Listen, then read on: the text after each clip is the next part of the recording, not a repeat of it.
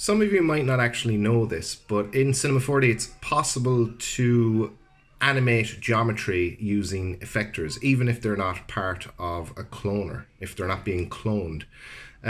So what we're going to be doing in today's tutorial is we're going to be creating the video that you're looking at right now, and we're going to be animating our geometry by making a formula effector a child of the geometry that we want to animate.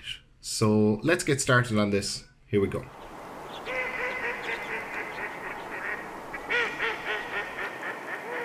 Okay guys, so the first thing we're going to do is create a platonic object, and we want to make that editable by hitting C on our keyboard. Now let's press NB on our keyboard to show our lines, and go to polygon mode and hit Control A. That's going to select all of our polygons on our object. Now jump into edges mode and do the same, hit Control A. So now we have all of our polygons selected and all of our edges selected. Now, making sure you're in edge mode, we're going to hit MS on our keyboard.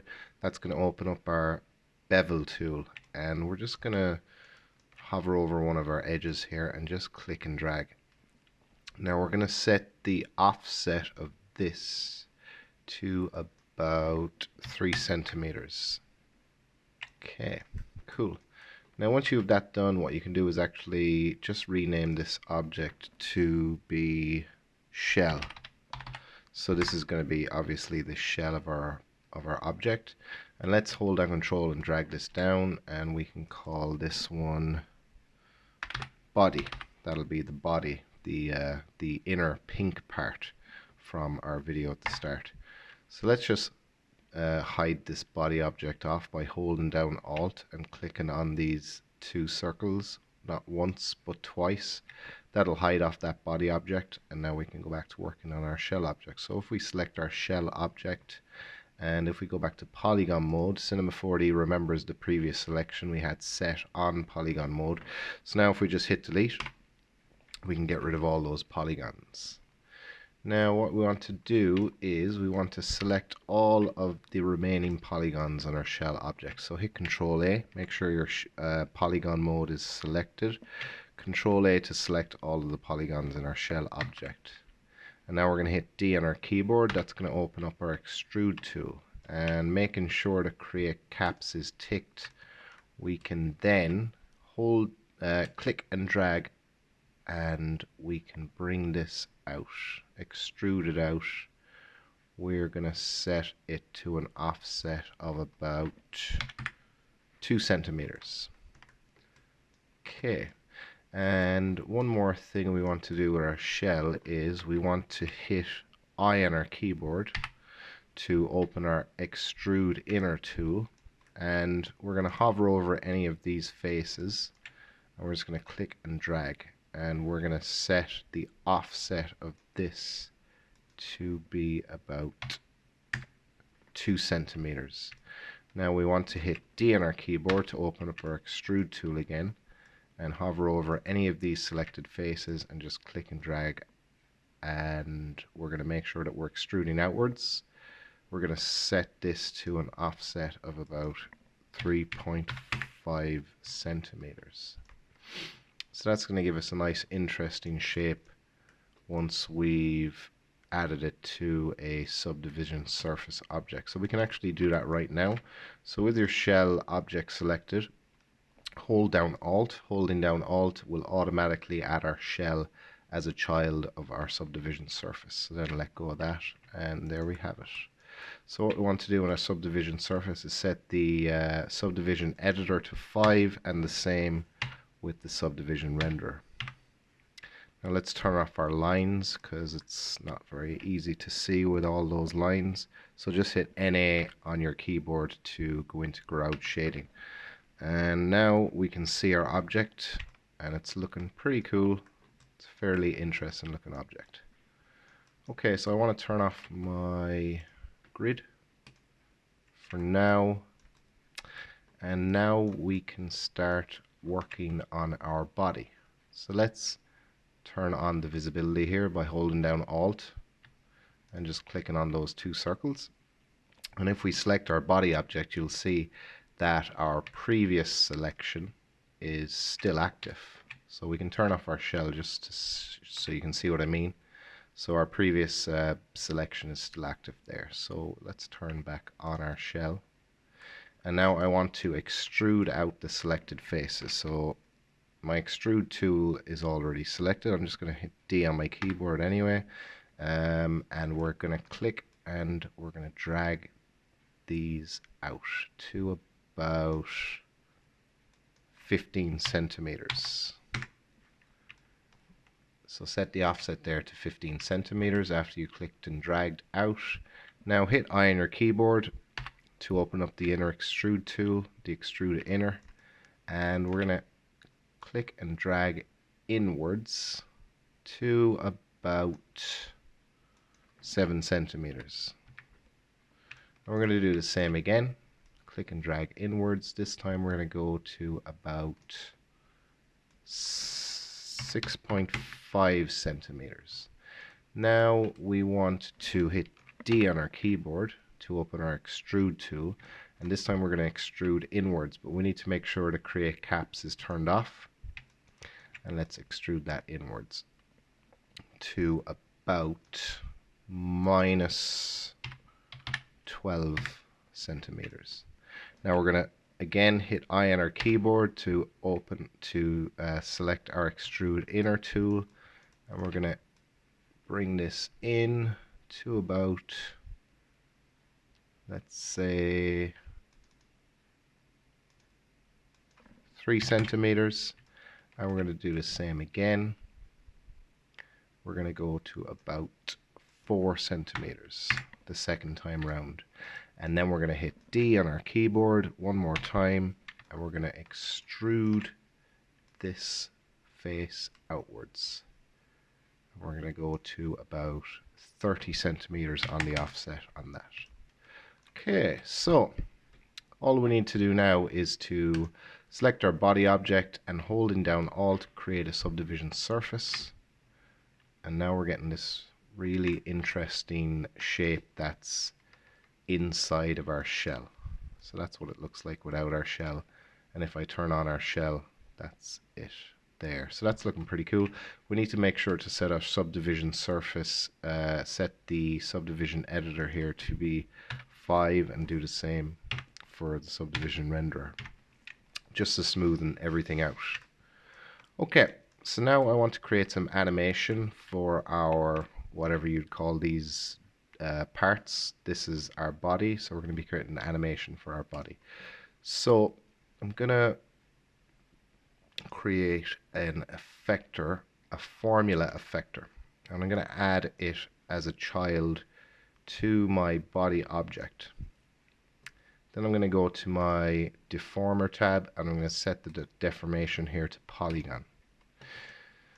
And then we're going to go into parameter, and I'm going to set this x position, the position of the x here to 0, and I'm going to go down to the position of the z and set that to 5. I'm going to turn off scale, and I'm going to hit play and see what we got. Let's increase our frame range to 500 frames. Let's just bring that out there and let's hit play. So we're getting some cool kind of breathing animation, pulsating animation to our body object. So that's looking pretty cool. But our scene's running pretty slow because we got a lot of polygons here. So what we can do to get a better idea of our timing is to select both of our subdivision surface objects and go to subdivision editor and set that down to 1.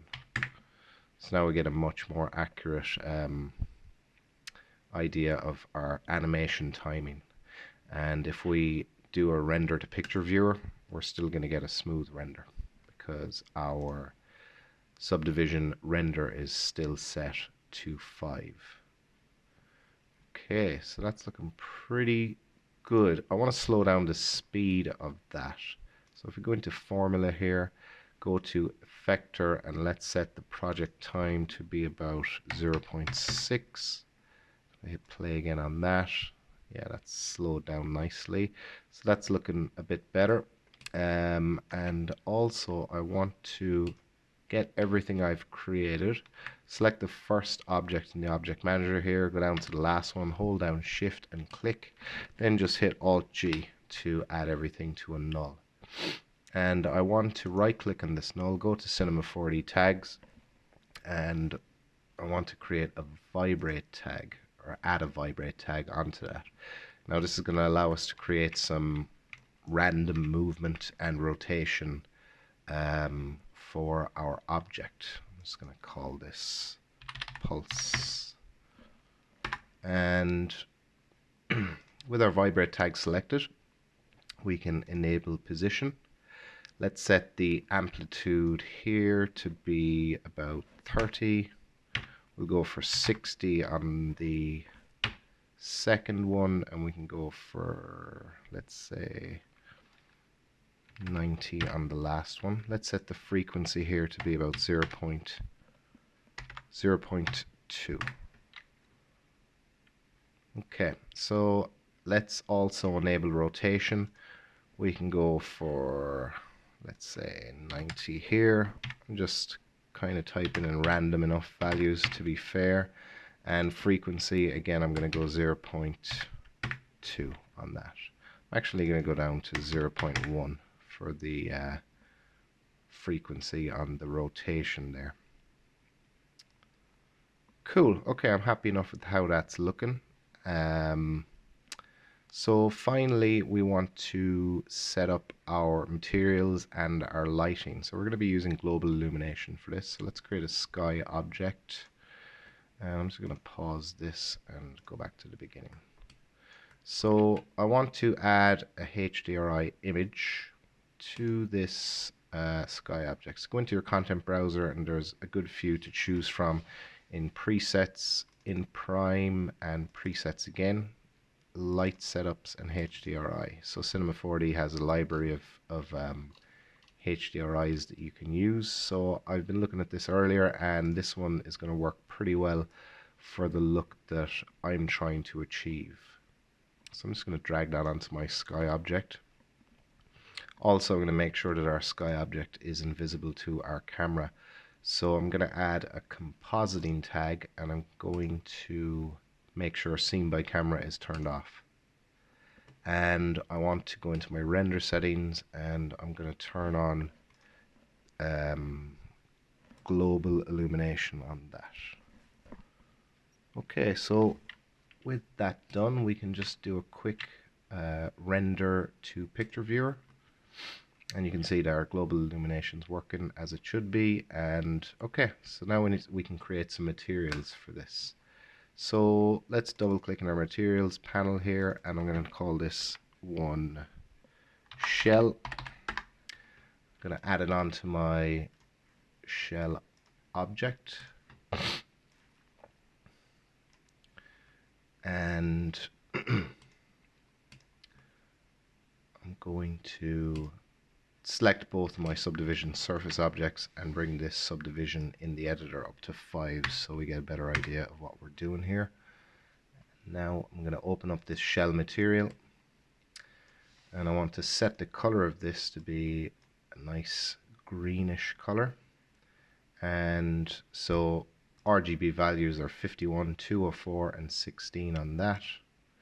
In the reflectance channel, I'm going to add a Beckman, set the attenuation here to additive,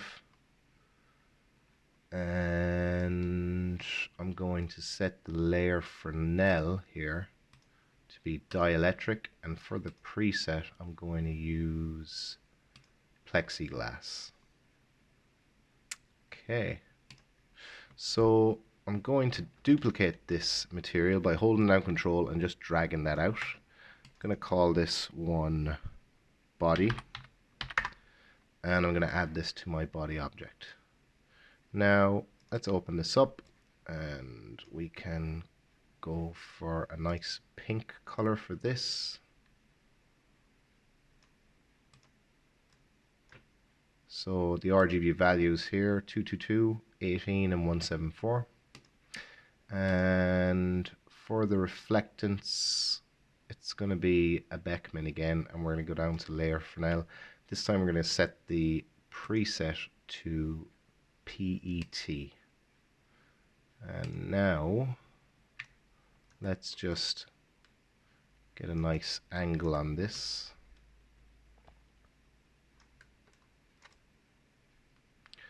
And we'll do a quick render to preview and see what that's looking like.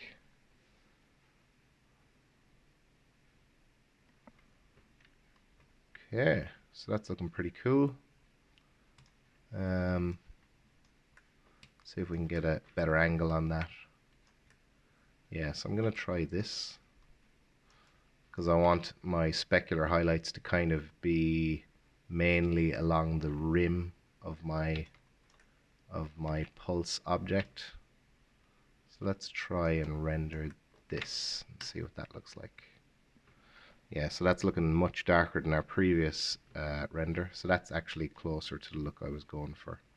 So if I go back to my previous render, a bit too bright because the lights are basically, the camera is pointing in the same direction as the light. So I wanted the camera to be pointing in the opposite direction of the light. So I get something more like this. So the light's actually coming from behind our object, the light in our HDRI image. It's coming from behind the object, so we're illuminating the rim here, and it's looking pretty cool. So I'm happy enough with that. I just want to get rid of this these jagged edges here by turning on anti-aliasing. So in render settings, let's set the anti-aliasing here to best, and we can set the max level to 2 by 2. Let's zoom in just a little bit, but not too much. We want to make sure that our animation doesn't actually go above or below our shot. So I don't think that that's going to happen. I'm just going to pause that and scrub through. Yeah, so that's going to be fine. So that's looking pretty good as it is. Just do one more picture viewer render here. And yeah, that's looking pretty good. So I'm going to set this up for render. I'm going to go for my render settings, go into my output here, make sure this is set to 1920 by 1080.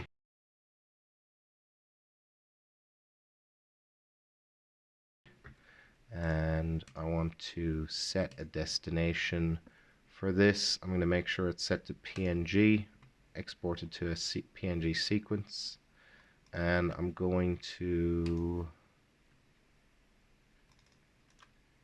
save my sequence to a folder called sequence, call this pulse.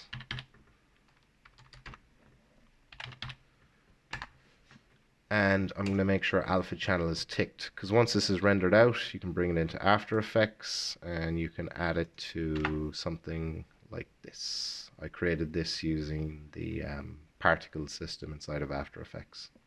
So make sure your alpha channel is selected so that there will be a transparent background on that. And that is good to go. So let's just make sure our file is saved. You're going to have to do a save as because you haven't saved it yet. And once that's done, we can go to render queue. And let's just add this to the render queue. We can hit play on that. Okay guys, so that concludes the tutorial. Thanks again for watching, and I'll see you in the next video.